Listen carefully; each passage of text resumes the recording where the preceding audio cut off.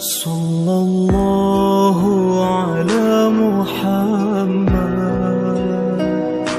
sallallahu alaihi wasallam,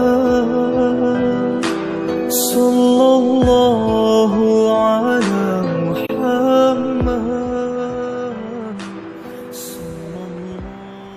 Al-Fatihah. Bismillahirrahmanirrahim. Alhamdulillahirabbil alamin, arrahmanirrahim, maliki yaumiddin. Iyyaka na'budu wa iyyaka nasta'in, ihdinas siratal mustaqim. Siratal ladzina an'amta 'alaihim ghairil maghdubi 'alaihim waladdallin.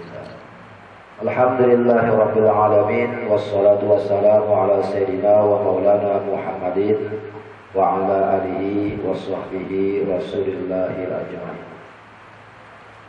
Malam ini kita membuka kitab Fathur Rabbani. Setiap titik dari amal perbuatan yang telah dilakukan di dunia akan dihisab. Setiap titik dari amal perbuatan yang telah dilakukan di dunia akan dihisab. Tiap titik. Menarik la ilaha illallah itu ada tidak titik-titik? Ada. Maka itu akan dihisab. Nah, dalam ilmu fikih itu akan dihisab. Karena yang mengucapkan adalah hamba. Ini paham-pahamkan kaji. Dalam ilmu fikihnya masalah pahala, setiap titik amal itu perbuatan itu akan dihisab. Tapi kalau dalam ilmu hakikat apakah dihisab? Kalau dalam ilmu syariatnya mencari pahalanya setiap titik la ilaha illallah akan dihisab. Apa dihisab? Diperhitungkan. Nah, dalam ilmu fikih, dalam ilmu syariat. Kalau dalam ilmu hakikatnya, yang hakikat yang berzikir itu apakah dihisab atau tidak?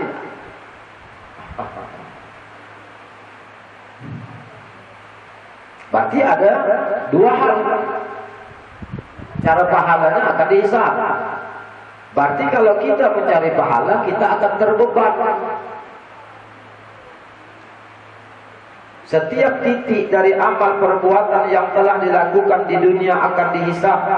Dari hal yang paling kecil sampai yang paling besar akan dipinta pertanggungjawabannya. Engkau laksana patung tak bernyawa, kita laksana patung tak bernyawa.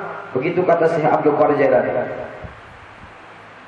Engkau laksana patung tak bernyawa, tak ubahnya kulit yang tanpa makna. Tidak ada kekuatan selain kepantasan. Dilalap oleh api neraka. Di dalam lidahmu tidak ada. Kenapa akan dihitung, akan dihisab? Karena di situ akan dipinta pertanggungjawaban ada tidak ikhlas tuh. Kalau sudah ikhlas, dihitung tidak? Kan berarti beda. Tapi dipahamilah, kaji ini baik-baik, dicerna baik-baik. Setiap titik dari amal perbuatan yang telah dilakukan di dunia akan dihisab.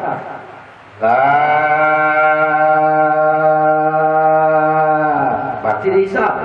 Kalau kita mencari pahala. Tapi kalau ikhlas dia, yang ikhlas itu macam mana? Satu, ada beban, itu masih tinggi. Kalau yang ikhlas itu kalam-kalam siapa? Nah itu dia. Baru ikhlas. Karena yang ikhlas itu dia yang bersifat tidak sedia ya, ikhlas dia. Kenapa semua amal ibadah itu pokok induknya adalah zikir? Nah, ini dua kitab kita buka. Satu kitab Fathur Rabbani karangan Sultan Aulia Syekh Abdul Qadir Al-Jailani. Yang kedua kitab Sirul Asrar, sama pengarang Syekh Abdul Qadir Al-Jailani juga. Semua ilmu dapat dikelompokkan menjadi 4 macam. Semua ilmu dikelompokkan menjadi 4 macam. Pertama, ilmu lahiriah, yaitu ilmu syariat berupa perintah. Zikir itu perintah tidak? Perintah. Dalilnya Al-Quran. Fa'iza qaritumus sholat fadhkurullah. Berarti ini ilmu syariat, berarti ilmu lahiriah. Satu kelompok. Ya. Semua ilmu dapat dikelompokkan menjadi 4 macam. Pertama, ilmu lahiriah, yaitu ilmu syariat berupa perintah, larangan, dan segala bentuk hukum. Itulah hukum tadi. Yang kedua, ilmu syariat batin. Yang kedua, ilmu syariat batin disebut ilmu tarikat. Jadi tarikat itu adalah ilmu fikih juga, ilmu syariat juga, tapi syariat batin. Syariat lahiriah nampaklah dia, nampak. Secara lahiriah dalam sembahyang itu hamba itulah yang berkata-kata. Salah tidak? Tidak salah. Karena masih levelnya tingkat mubtadi. Alhamdulillahirabbil alamin. Dia itu yang berbicara. Makanya dalam level Fatihah itu kaji yang dulu. Yang sudah kita buka. Alhamdulillahirabbil alamin. Apa artinya? Nah, segala puji bagi Allah Tuhan semesta alam. Tapi dalam ilmu hakikatnya Alhamdulillahirabbil alamin. Beda lagi. Dalam ilmu ma'rifahnya pula Alhamdulillahirabbil alamin. Beda lagi. Jadi level ilmu itu kita yang tahu di mana kedudukan kita.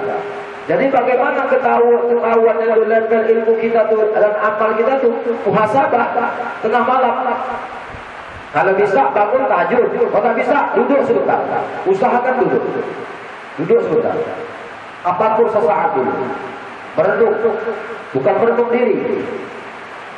Sudah tentulah kita buka, sudah saya ajarkan ilmu.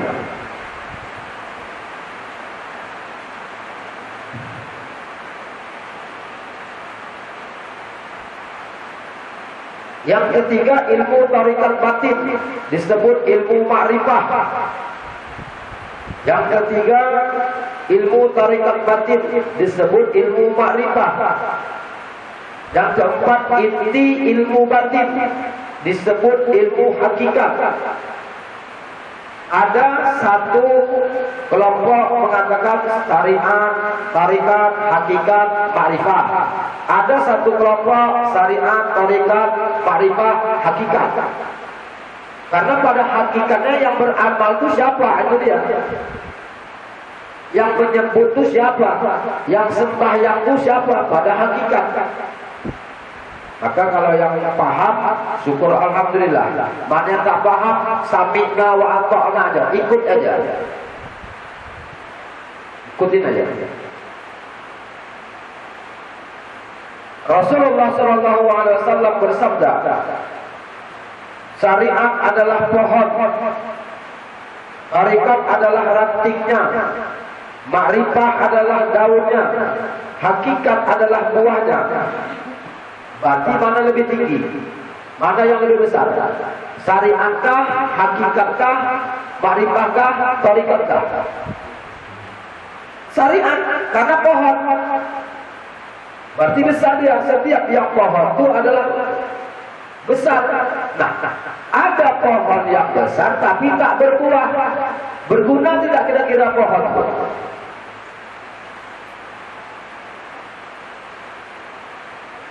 Sama dengan kita menanam pohon juga. Kita tanam pohon rambutan, kecil dia batangnya, tapi buahnya bisa kita nikmati, bisa kita rasakan. Inilah hasil. Berarti yang kita tanam itu ada hasil sama kita. Itulah yang kita cicipi, manisnya buah. Jadi begitu juga dengan amal. Manisnya ibadah itu, kelezatan ibadah itu. Tapi kalau kita berzikir hanya mengharap pahala, berarti kita berlomba-lomba itu untuk mendapatkan itu upah. Tapi kalau yang tidak dia bertujuan untuk mencari pahala, levelnya tak begitu lagi dia. Dikasih tak dikasih Allah tak ada urusan dia. Dikasih maupun tak dikasih, tak ada urusan dia. Yang penting fazkurni azkurkum. Sebutlah aku, niscaya aku akan menyebutmu. Ingatlah aku, nanti aku akan mengingatmu. Waskuruni wala takfurun, bersyukur kau kepadaku.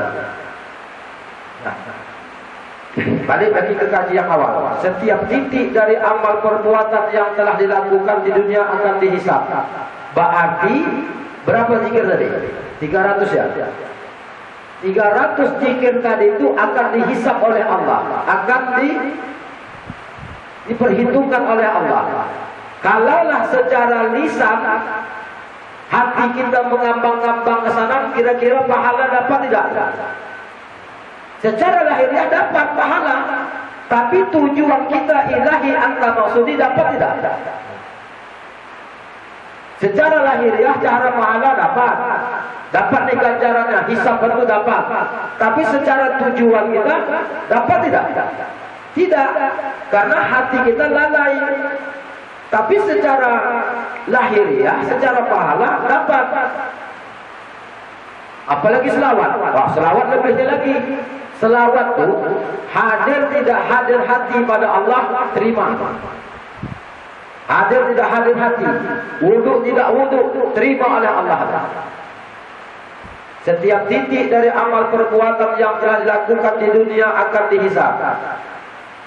Titik pertama dari bawah pusat, melewati tengah-tengah dada akan dihisab dan akan dipertanyakan besok, untuk apa lidah kau beri, kata Allah.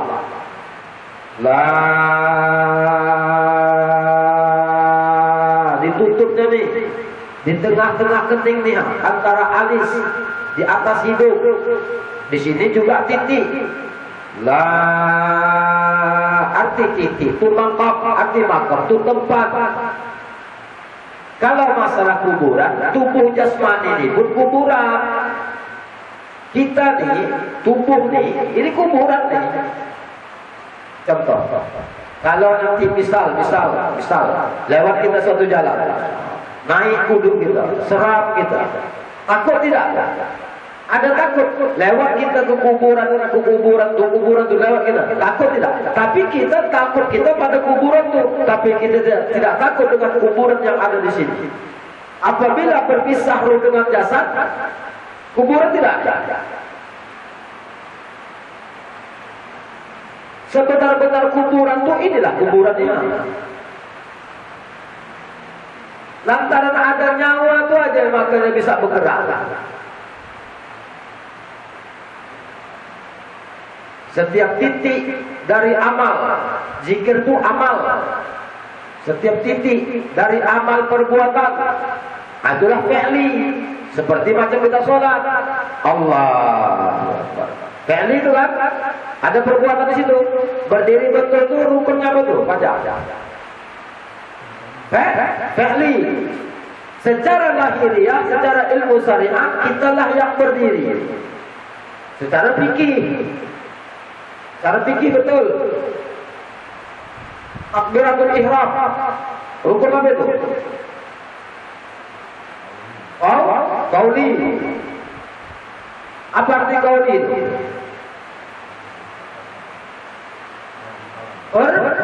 Perkataan, berarti kalam. Takbiratul ihram itu qauli. Allah. Baca Fatihah itu rukun apa dia? Qauli juga Allah. Berarti takluk juga dia pada perkataan. Secara fikih, secara syariat, perkataan kita lah. Tapi kita tak tahu kita bahwasanya ketika Allah ciptakan manusia ini, Allah menghembuskan, Allah meniupkan ruhnya ke dalam jasad itu. Allah meniupkan ruhnya. Buka Quran surah Al-Hijr. Ketika Allah menciptakan Adam itu, maka aku tiupkan ruhku, kata Allah.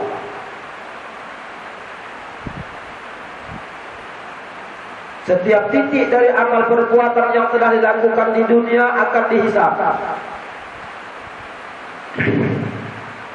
Ilmu fikih, la ilaha illallah, la ilaha illallah, la illallah akan dihisab karena adalah mencari pahala. Tapi orang yang sudah duduk di makam hakikat tidak lagi begitu. Maka dileburnya dengan kalimah la,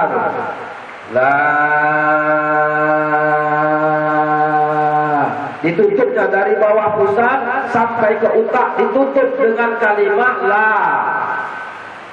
Ini zikirnya harus betul-betul, kalau tidak tak sampai. La, tutup, berarti la, ditutup nih kan? Udah tutup nih, keakuan ini dah tutup nih, masuk aja kedua. La, tiada, berarti tiada yang lain. Kalau tahap yang pertama lah, berarti mencari pahala. Bagus, silakan.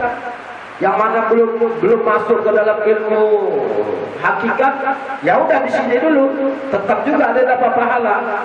Cuma hanya mendapat pahala. Surga kah tempatnya? Surga. Orang pikir itu juga surga, jangan salah ya. Surga. Tapi bisa tidak ada melihat wajah Tuhannya. Karena dalam surga itu ada yang memang dia bidadari segala macam, tapi ada juga dalam surga itu yang tidak ada bidadari, tidak ada apapun. Yang ada hanya Allah semata di situ. Hari la, level ketiga la, berarti tiada. Tadi yang kedua tiada Tuhan. Apa arti Tuhan itu? Babu. Sangkutan hati. Nah, level yang ketiga kita tarik. La ilaha, tiada aku, yang ada Allah. Barulah zikir yang tarian keempat, la maujud bihaqqi la ilaha. Inilah perlu talqin khusus dulu. Barulah kalau yang tiga tadi tariknya dari bawah pusat sampai ke utak, turun ke hati, ke ruh, ke sir, masuk ke qalbu lagi. Wilayah adab. Ketika dia sudah ngadap yang keempat, la tetap dipandang. Bukan mesti kepala kita tuh gelar gini, tidak. Dengan mata batinnya dia pandang. Kenapa harus pandang? Karena ini juga nafsu. Ini nafsu nih. Maka harus diisi. Kalau yang dia belum talqin khusus, berarti zikirnya naik turun ya. Tapi isbat. La ilaha illallah. La ilaha illallah. La ilaha illallah. Tapi kalau sudah ada tahlil, limanya aja dia. La ilaha illallah. La ilaha. Awas, ha itu jangan lengah. La, semua latifah itu dipandang. La ilaha illallah. Kalau awalnya memang agak bergerak, wajahnya agak bergerak, gerak kepala itu pasti nampak. Tapi kalau ketika sudah asik, dia pandang sini aja. Dia pandang sini, tapi mata batinnya begini. La ilaha illallah. La ilaha illallah. La ilaha illallah. Diisi terus, diisi. Apabila ini tidak diisi, setan masuk. Apabila tak diisi, setan masuk. Makanya kalau pas zikir hobi, tetap yang 7 latifah itu tetap diisi. Walaupun hanya 3 kali tetap. Latifah yang 7 itu tetap diisi. Jangan tidak. Kalau nanti dia sembahyang biasa saja, zuhur, asar, mungkin waktu kita banyak segala macam hal ini, bagaimana caranya? Dia qalbu tuh agak-agak namanya 1 menit, 2 menit. di kalbu. Setelahnya itu 1 menit itu isinya semua. 1 menit itu kan 60 detik. Dibagiannya 1 menit yang 60 detik itu kira-kira kan bisa 3-3 aja dia. Tak apa-apa, tetapi tetap diisi. Apabila tidak diisi di sini kena nanti dia. Masuk nanti dia. Dia walaupun sudah diisi, jangan kita isi. Dia akan berkurang. Contoh, air ini segini deh kan. Coba kita taruhkan dia di luar. Coba tes. Kira-kira airnya berkurang tidak? Pasti siapa yang nyedot? Sinar matahari itu cahayanya tidak? Pancaran sinarnya tidak? Disedot aja. Sama juga dengan kita. Nanti cari mangkuk. Ini pengetahuan ilmu. Taruh mangkuk, taruh depan rumah. Ditandai dia dengan pensil, pulpen, pokoknya standar lah, taruh. Coba taruh air dalam. Tengoklah. Pustakan yang terbuka, yang segini aja pun dia akan berkurang. Beda. Disedot. Kalau yang menyedot tadi sinar matahari, tapi yang menyedot sini bukan sinar matahari. Kurangnya itulah nafsu. Kurang. Syariat adalah pohon, tarikat adalah rantingnya, makrifah adalah daunnya, hakikat adalah buahnya. Al-Quran menghimpun semuanya dengan dalil dan isyarat, baik lewat tafsir maupun takwil. Penulis kitab Al-Majma' menjelaskan bahwa tafsir diperuntukkan bagi kaum awam, bagi kaum syariat diberikan tafsir. Sedangkan takwil bagi kaum khusus, yaitu para ulama yang rasih. Nah, jadi perbedaan itu ada dia dua macam. Dalam ilmu fikih dikasih tafsir begini.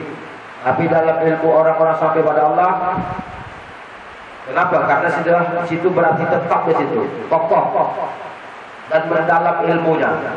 Sebagaimana halnya pohon kurma yang akarnya menghujam kokoh di dalam tanah, sementara cabangnya menjulang tinggi ke langit. Begitu juga lah dengan kalimah la ilaha illallah. Kalimah la itu tertanam sampai ke tanah, ke bumi yang paling dasar, bumi yang ketujuh. Begitu juga kalimah ujungnya, kalimah la ilaha illallah. Illallah itu mencurah sampai ke langit. Maka kalau kita menarik zikir itu tidak pernah dari bawah ke atas, tetap dari bawah dia ke atas. Apa rahasia itu? Karena kalimah la itu tertanam, dia terpuncak ke bumi yang paling dasar, kalimah la. Sedangkan illallah itu terhunus sampai ke langit. Maka kita menarik dari bawah. La